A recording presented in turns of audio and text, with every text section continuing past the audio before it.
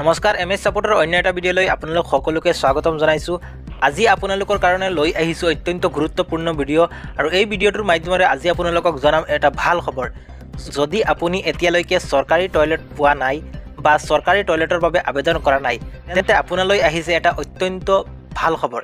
আপোনাৰ হাতত থকা মোবাইলৰ জৰিয়তে ঘৰতে বহি ফ্ৰীতে লাভ কৰিব পাৰিব চৰকাৰী টয়লেট আৰু এই চৰকাৰী টয়লেটৰ মুঠ টকাৰ পৰিমাণ হৈছে ১৮,০০০ টকা আৰু এই টকাখিনি ডাইৰেক্ট হিতাধিকাৰীৰ বেংক একাউণ্টত জমা হ'ব। মানে যোনে আবেদন কৰিব তেওঁৰ ডাইৰেক্ট বেংক একাউণ্টত সোমাব। আজি আপোনালোকক লাইভত সকলো প্ৰচেছ দেখুৱাই দিম যাতে আপোনালোকে এই ভিডিঅ'টো চাই ঘৰতে বহি আবেদন কৰিব পাৰে। আশা কৰিছোঁ ভিডিঅ'টো আপোনালোকে সম্পূৰ্ণ চাব আৰু ভিডিঅ'টো চাই আপোনালোকে ঘৰতে বহি আবেদন কৰিব পাৰিব। আশা কৰিছোঁ আপোনালোকে সম্পূৰ্ণ ভিডিঅ'টো চাব আৰু ভিডিঅ'টো চোৱাৰ আগত সকলোলৈ এটাই ৰিকুৱেষ্ট, চেনেলটোলৈ নতুন আহিলে চেনেলটো ছাবস্ক্ৰাইব কৰি দিব আৰু ভিডিঅ'টো ভাল পালে এটা লাইক কৰি দিব। তেন্তে আহক দৰ্শকসকল আজিৰ মূল ভিডিঅ'টোলৈ আগবাঢ়ো। আপোনাৰ হাতত থকা মোবাইল ফোনৰ যিকোনো এটা ব্ৰাউজাৰ অ'পেন কৰিব আৰু অ'পেন কৰাৰ পিছত ইয়াৰ সাৰ্চ বাৰত টাইপ কৰিব স্বচ্ছ ভাৰত মিছন। ইয়াৰ সাৰ্চ কৰাৰ পিছত প্ৰথম যিটো লিংক আহিব স্বচ্ছ ভাৰত মিছন লিখা বুলি প্ৰথম যিটো লিংক আহিব তাতে ক্লিক কৰিব। ক্লিক কৰাৰ পিছত এনেকুৱা এটা ইণ্টাৰফেচ খোল খাব। আপুনি তলফালে স্ক্ৰল কৰিব। স্ক্ৰল কৰাৰ পিছত প্ৰথমতে আপুনি এই 3 ডটত মাৰি এইটো ডেস্কটপ মোড কৰি ল'ব। আপোনাৰ হাতত থকা মোবাইল ফোনৰ চাৰ্জ কৰাৰ পিছত এইটো ডেস্কটপ সাইড কৰি ল'ব। কৰাৰ পিছত এনেকুৱা তলফালে স্ক্ৰল কৰিব। ইয়াত এটা অপশ্যন দেখিবলৈ পাইছে এপ্লিকেশ্যন ফৰ্ম ফৰ IHHL, ইয়াত ক্লিক কৰিব। ইয়াত ক্লিক কৰাৰ পিছত ইয়াত আহিব চিটিজেন ৰেজিষ্ট্ৰেশ্যন। আপুনি ইয়াত প্ৰথমতে ৰেজিষ্ট্ৰেশ্যন কৰিব লাগিব। চিটিজেন ৰেজিষ্ট্ৰেশ্যনত ক্লিক কৰাৰ পিছত আপোনাৰ নাম, আপোনাৰ মোবাইল নম্বৰ এণ্টাৰ কৰি এটা OTP চেণ্ড হ'ব। OTP চেণ্ড কৰাৰ পিছত আপুনি ৰেজিষ্ট্ৰেশ্যন কৰি ল'ব। মই প্ৰথমতে ৰেজিষ্ট্ৰেশ্যন কৰি লৈছোঁ, অলৰেডি ৰেজিষ্ট্ৰেশ্যন কৰাই আছে। মই এতিয়া জাষ্ট লগ ইন কৰিম। ৰেজিষ্ট্ৰেশ্যন কৰাৰ পিছত আপুনি লগ ইন কৰিব। ইয়াত ৰেজিষ্ট্ৰেশ্যন কৰোঁতে যিটো মোবাইল নম্বৰ দিছিলে সেই মোবাইল নম্বৰটো ইয়াত এণ্টাৰ কৰিব। মই লগ ইন কৰি আছোঁ।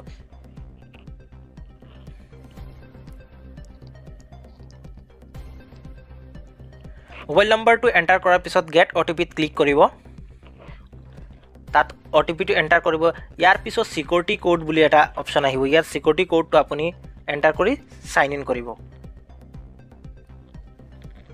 চাইন ইন হোৱাৰ পিছত এনেকুৱা এটা ইণ্টাৰফেচ খোল খাব। আপুনি যিটো নামেৰে ৰেজিষ্ট্ৰেশ্যন কৰিছিলে সেই নামটো খোল খাব। ইয়াত লেফ্ট ছাইডত এটা 3 ডট দেখা পাব, তাতে ক্লিক কৰিব। তাতে ক্লিক কৰাৰ পিছত নিউ এপ্লিকেশ্যন আৰু ভিউ এপ্লিকেশ্যন দেখা পাব। নিউ এপ্লিকেশ্যন মানে আপুনি যদি নতুনভাৱে আবেদন কৰে এইটো নাম্বাৰেৰে দি নতুনভাৱে আবেদন কৰিলে নিউ ৰেজিষ্ট্ৰেশ্যন আৰু এপ্লিকেশ্যনটো ছাকচেছ হোৱাৰ পৰা ভিউ এপ্লিকেশ্যন যিটো তাতে ক্লিক কৰিলে সেইটো ৰিচিপ্টখন উলিয়াই আহিব। এতিয়া আপোনালোকক দেখুৱাম আপুনি কেনেকৈ ৰেজিষ্ট্ৰেশ্যন কৰিব, কেনেকৈ মানে এপ্লাই কৰিব। প্ৰথমতে আপুনি নিউ এপ্লিকেশ্যনত ক্লিক কৰিব লাগিব। নিউ এপ্লিকেশ্যনত ক্লিক কৰাৰ পিছত এনেকুৱা এটা ইণ্টাৰফেচ খোল খাব। এলিজিবিলিটি ক্ৰাইটেৰিয়া ইয়াত এনেকুৱা লিখা থাকিব, কি কি সুবিধা আছে সকলো ডিটেইলছ ইয়াত লিখা থাকিব। কোনে এপ্লাই কৰিব পাৰিব সকলো ইয়াত এইটো স্কিপ কৰিব। প্ৰথমতে ষ্টেট নেম, এনেকৈ এপ্লিকেশ্যন যিখন খোল খাব তাত প্ৰথমতে ষ্টেট নেম দিব লাগিব। ষ্টেট নেমটো আছাম হয়।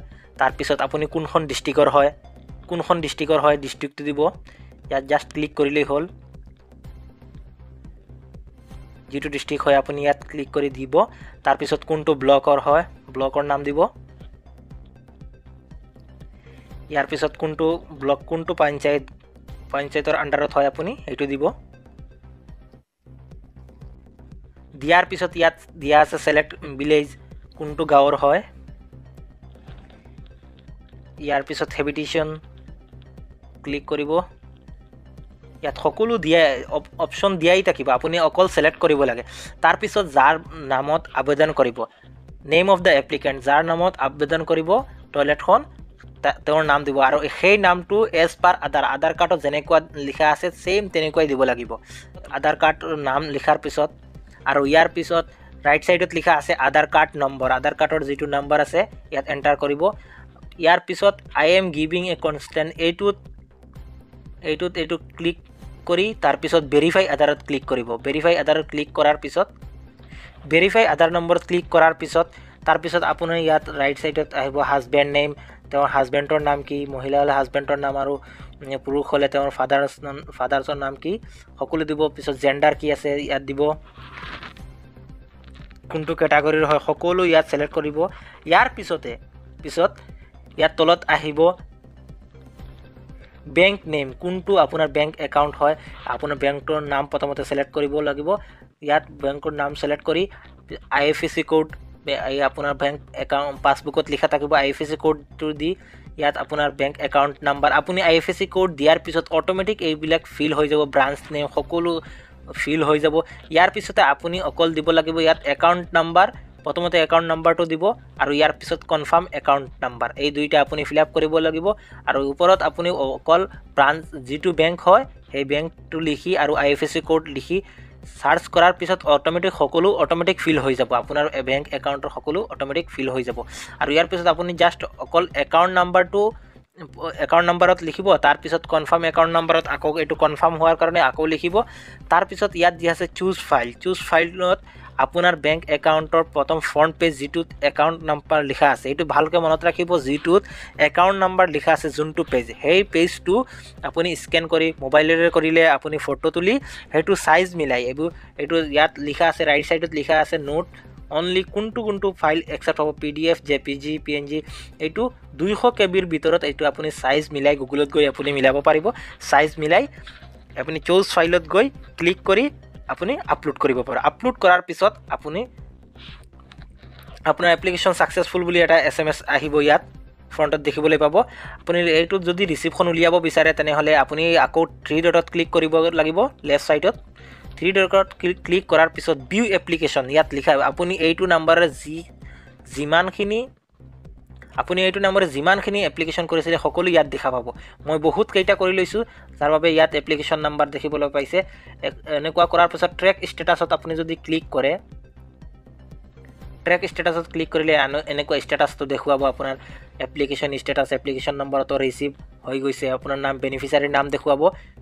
তাৰপিছত এনেকৈ এপ্লিকেশ্যন ৰিচিভ হৈ গ'ল, এপ্লিকেশ্যন চিকিউৰিটি ডান, এনেকুৱা আপোনাৰ ষ্টেপ বাই ষ্টেপ আপোনাৰ সকলো ডান হোৱাৰ পিছত আপোনাৰ একাউণ্টত টকা সোমাই যাব। এইখিনি আছিল আজিৰ সম্পূৰ্ণ প্ৰচেছ, আৰু আশা কৰিছোঁ এইটো ভিডিঅ' চাই আপোনালোকে ঘৰতে বহি আবেদন কৰিব পাৰিব। যদি ভিডিঅ'টো ভাল পাইছে এটা লাইক কৰি দিব, চেনেলটোলৈ নতুন আহিলে ছাবস্ক্ৰাইব কৰিবলৈ নাপাহৰিব।